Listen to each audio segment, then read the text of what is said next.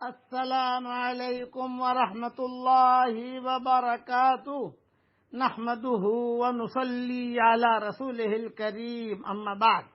آج کا سبق سن لیجئے۔ آج کے سبق کی سرخی ہے نماز سے دوستی کیجئے، پارٹ نمبر 12۔ حضرت عبداللہ ابن قط رضی اللہ تعالیٰ عنہ سے روایت ہے کہ حضرت محمد صلی اللہ علیہ وسلم نے ارشاد فرمایا، قیامت کے دن سب سے پہلے نماز کا حساب کیا جائے گا۔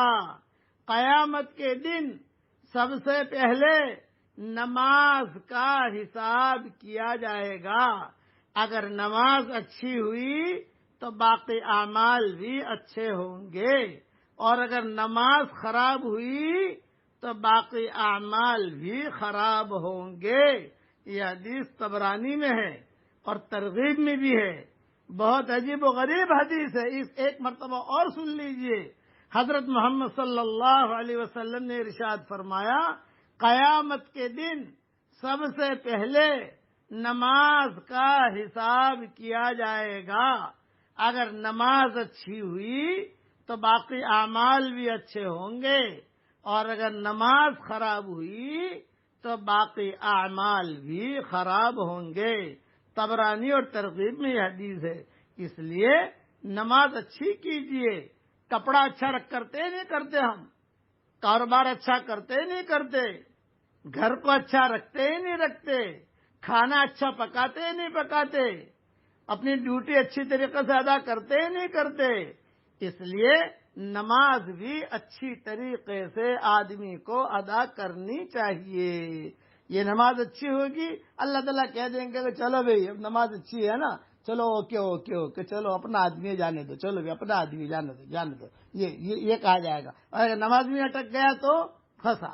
اس لیے نماز اچھی طریقے سے ادا کرنے کی توفیق اللہ سے مانگیے۔ اے میرے پیارے اللہ، پڑھیے میرے ساتھ، اے ہمارے پیارے اللہ، ہمیں اچھی طریقے سے نماز ادا کرنے کی توفیق عطا فرمائیے۔